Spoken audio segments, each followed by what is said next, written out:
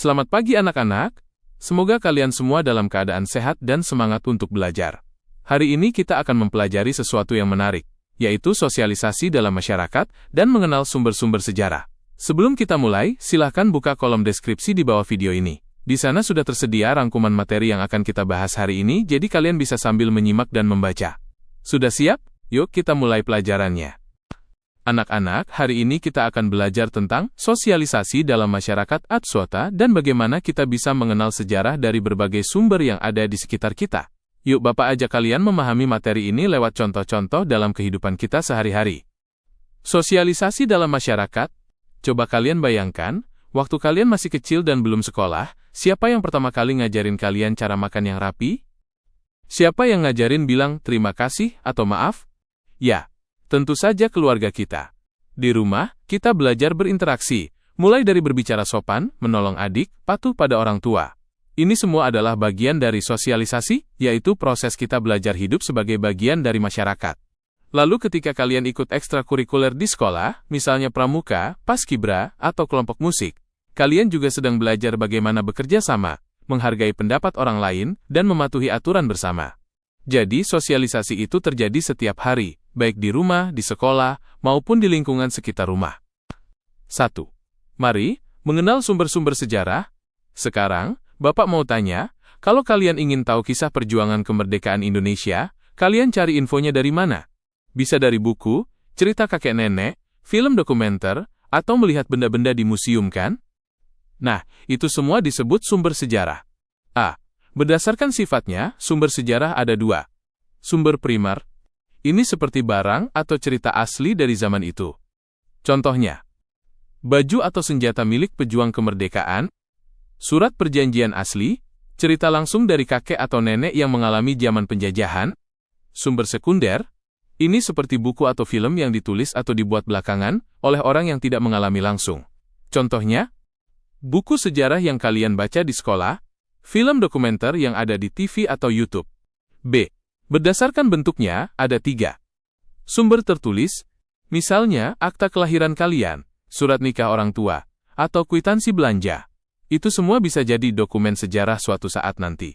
Sumber benda, seperti sepeda tua kakek, keris peninggalan nenek, atau peralatan dapur zaman dulu. Sumber lisan, misalnya cerita dari orang tua, guru, atau tetangga yang pernah mengalami suatu kejadian penting.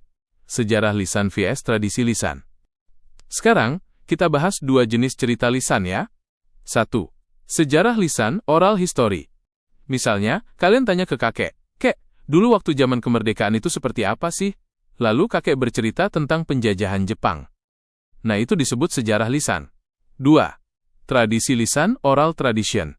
Kalau kalian dengar cerita rakyat seperti Timun Mas atau Malin Kundang dari orang tua kalian, itu namanya tradisi lisan. Ceritanya bisa jadi tidak benar-benar terjadi, tapi mengandung pesan moral yang berguna untuk kehidupan kita.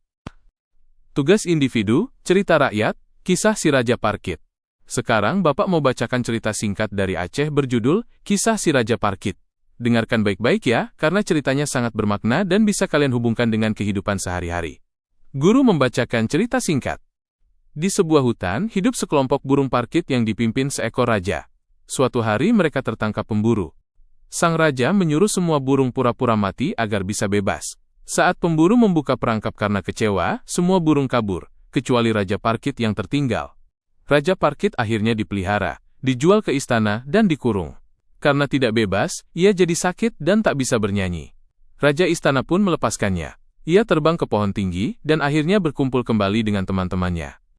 Diskusi dan pembelajaran dari cerita. 1. Cerita ini termasuk apa? Ini adalah dongeng, karena merupakan cerita imajinasi dan bukan kisah nyata, tapi mengandung pesan moral. 2. Hikmah yang bisa kalian ambil dalam kehidupan sehari-hari? Mari kita lihat apa saja nilai-nilai kehidupan yang bisa kalian terapkan. Kepemimpinan, berani ambil keputusan untuk kebaikan bersama. Bisa kalian lakukan saat jadi ketua kelompok tugas. Pengorbanan, kadang kita harus mengalah demi teman. Misalnya, membantu teman yang kesulitan walau kita sibuk. Arti kebebasan, punya banyak mainan belum tentu bikin bahagia, kalau tidak bisa bebas main atau berkumpul dengan teman. Persahabatan, teman sejati adalah yang tidak meninggalkan kita di saat susah. Seperti burung parkit yang datang menjemput kembali rajanya. Penutup pelajaran hari ini kita belajar bahwa sosialisasi itu terjadi setiap hari, di rumah, di sekolah, dan di masyarakat. Kita mengenal sejarah lewat berbagai sumber, baik benda, tulisan, atau cerita.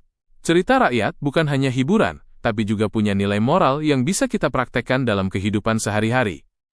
Anak-anak, Bapak harap kalian bisa menerapkan nilai-nilai ini dalam pergaulan sehari-hari ya. Nah, sekarang buka buku paket IPS yuk, pelajari lagi pasti akan lebih mudah memahaminya. Sampai jumpa di pelajaran berikutnya.